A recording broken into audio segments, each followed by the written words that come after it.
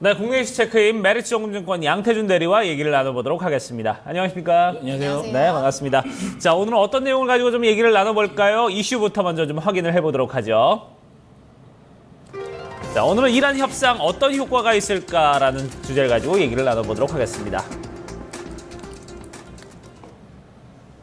글쎄요, 이란 협상 타결되고 나서 아무래도 좀 가장 흐름은 좀 유가의 부분이 아닌가 하는 생각이 드는데 어제 바로 이제 WTI 같은 경우는 한 3달러 정도 좀 떨어지는 그런 모습을 좀 보여줬습니다. 51불대까지 좀 내려가는 모습이었는데 자, 아무래도 좀 유가가 좀 가장 큰 흐름을 받겠죠? 아무래도 이제 준비한 표를 좀 보시면 네. 이란 같은 경우가 지금 원유 매장량이 전 세계 지금 4번째로 좀 가장 많거든요. 가장 많은데 이제 아무래도 이제 이런 제재가 풀리게 되면은 어느 정도 이제 이런 유가에 대한 부분들이 이제 또 그런 하락폭으로 좀 오지 않을까라는 이제 시각이 있는데 네. 실질적으로 이런 뭐 핵 협상 같은 경우는 이미 이번 4월 달부터 좀 진행이 됐었던 부분이기 때문에 단기간에 유가는 좀 떨어지지 않지 않을까 이렇게 보고 있습니다. 전체적으로 우선은 뭐 한 6개월 정도 이렇게 보고 있는데 왜냐면은 이란이 지금 가지고 있는 그런 시설 자체가 너무 좀 노후화가 좀 심하기 때문에 그걸 좀 복귀하려면 한 6개월 정도는 걸리지 않을까라고 좀 보고 있고요. 다만 지금 미국 쪽에서 오바마 정부의 반대 세력들이 좀 반대를 하는 입장들을 좀 표명을 하고 있는데 실질적으로 오바마 입장 같은 경우는 지금 이란에 대한 부분들은 다 이제 아무 말도 안 하겠다. 더 이상은 반대에 대한 부분들은 어떠한 해명도 안 하겠다라고 해서 좀 강력한 의지를 나타내고 있기 때문에 실질적으로 이제 전체적인 미국 쪽에서도 그런 이제 좀 통과가 될 것 같고요. 그렇기 때문에 유가는 당분간은 뭐 하락 가능성은 없지만은 본격적으로 이란이 이제 투입이 된 시점부터는 어느 정도 유가 하락도 충분히 예상이 되고 있습니다. 네, 그렇게 되면은 지금 51달러 선을 지지하고 있는데 사실상 굉장히 좀 역사적으로 낮은 수준이잖아요. 네. 지난 4월 대비로는 또 최저치까지 떨어진 건데 그렇죠. 50달러 선을 하회할 수도 있다고 봐야 될까요? 실질적으로 지금 단기간으로 봤을 때는 50달러 선을 좀 횡보할 수는 있지만 이란이 본격적으로 이제 이란 같은 경우도 아마 자기들이 그 원유를 풀게 되면은 이제 이런 가격 자체가 상당히 좀 큰 낙폭이 오는 걸 알고 있기 때문에 네. 그걸 아마 조절하면서 풀지는 않을까라고 보고 있는데 전체적으로 봤을 때는 좀 하향 추세로 가지 않을까 이렇게 보고 있습니다. 네, 그래요. 그렇다면 업종별 흐름도 좀 체크를 해봐야 될 것 같습니다. 당장 이 저유가 시대가 더 추가적으로 이제 열리는 게 아니냐 하면서 항공업종에서는 굉장히 좀 수혜를 받을 것이다라는 이야기도 나오고요. 또 건설주도 들썩이고 있습니다. 이런 부분도 업종별로 한번 체크를 좀 해주시죠. 아무래도 유가 국내 시장에서 지금 그리스라든지 미국 금리 인상 지금 오늘 같은 경우는 아직 그리스 좀 발표가 아직 이제 나지 않았고 미국 같은 경우도 옐런 의장 같은 경우가 뭐 예상은 할 수 있지만 이제 올해 안에 아마 금리 인상을 하게 될 것이다. 그것이 이제 아마 미국 경제가 다시 돌아서는 계기가 될 것이다라고 발언을 했기 때문에 전체적으로 금리 인상에 대한 불안감이라든지 그리스에 대한 아직까지에 대한 불확실성은 남아있는 상황이고요. 다만 이런 악재들이 그런 뭐 돌발 변수는 아니기 때문에 충분히 이제 괜찮은 이제 방어할 수 있다. 그렇기 때문에 이란 핵 협상 타결로 인해서 뭐 유가 비용 관련된 뭐 제조라든지 항공, 레저, 뭐 건설 이런 부분들이 지금 상당히 좀 좋은 흐름을 보여주고 있죠. 그렇군요.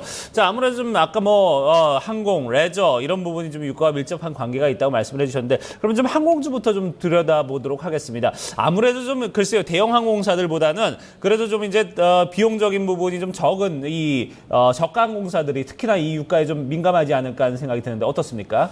아무래도 유가 하락은 유류비하라고 바로 직결로 가기 때문에 항공사들한테 상당히 좀 좋은 영향이 오고 있죠. 그 다음에 이제 저가 항공사들 같은 경우에는 실질적으로 유류 저장 창고가 없기 때문에 원유의 원가 반영이 좀 짧습니다. 네. 그렇기 때문에 상당히 좀 더 수혜를 좀 많이 받을 수도 있을 것 같고요. 상대적으로 지금 항공 수요를 보더라도 이제 그런 여행객들 자체적으로 부담이 많이 떨어졌기 때문에 이제는 항공비에 비용을 쓰는 것이 아니고 이제 여행을 가서 여행 비용으로 좀 많이 더 쓰겠다라는 소비가 강하기 때문에 아무래도 뭐 지금 대한항공이라든지 아시아나항공 큰 이제 대형 항공사들을 선호하시는 분들도 있지만은 실제로 젊은 층은 항공 비용보다는 나는 놀러가 돈을 더 쓰겠다. 나를 위해 더 쓰겠다라는 그런 소비 심리가 강하기 때문에 개인적으로는 지금 저가 항공주들도 상당히 좀 수혜를 받지 않을까 이렇게 보고 있습니다. 네, 그러면 소비심리 영향으로 대형 항공사보다는 저가 항공사가 또 투자 매력도가 높다는 말씀이신 것 같거든요. 그 안에서 그러면 좀 주도주를 또 찾아봐야 되는 게 아닐까 싶은데요. 저가 항공사마다 좀 영업 시장 점유율이라던가 어떻게 좀 체크를 해볼 수 있을까요?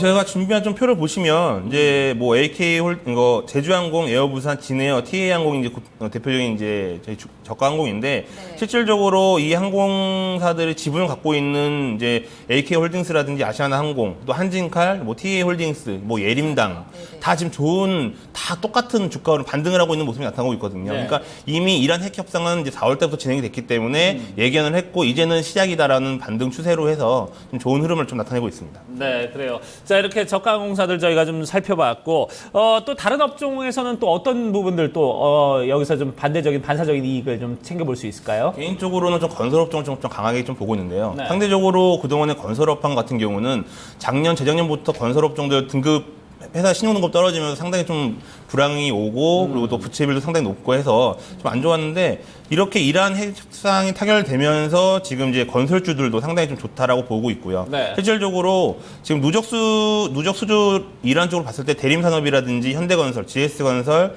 대우건설 순으로 좀 진행이 되고 있는데 여기서 대림산업 같은 경우는 이란에 좀 신뢰가 상당히 좀 있습니다. 왜냐면은 1998년에 이제 그쪽에 이제 가스 정제소 사업을 하고 있었는데 그때 이라크랑 이란이 전쟁이 났었거든요. 근데 그때 대림산업 같은 경우 다른 건설사들은 다 철수를 했는데 대림산업만 철수를 안 하고 꿋꿋이 이제 사업을 다 완성을 시켰어요. 그렇기 예. 때문에 어떻게 보면 이란 쪽에 가장 좀 신뢰가 있는 기업이 대림산업이다. 그렇기 네. 때문에 향후 이제 대림산업을 주축으로 해서 이제 그쪽 이란 쪽에 건설 수주가 좀 일어나지 않을까 이렇게 보고 있습니다. 그렇군요. 네. 아무래도 뭐 국가급의 어떤 발주가 나오는 부분은 좀 상당히 지금 그런 부분에서 좀 점수를 받기 좀 좋은 부분이고 어떻게 보면 지금 이란에서 지금 가장 시급한 부분은 아마 이렇게 협상 이후에 지금 계속해서 기름을 더 퍼내야 되는 상황이기 때문에 그동안 아까 노후화됐던 이런 시설들 이런 부분에서 좀 건설 어떤 이 발주들이 많이 나오지 않을까 이런 생각이 들어요. 어떻습니까? 우선은 그게 시작이 되겠죠. 아무래도 이제 이란이 한 6개월 정도의 보수 작업이 필요하고 그 노후화된 그 시설들을 다시 재복구하기 위해서는 그런 작업들이 필요한데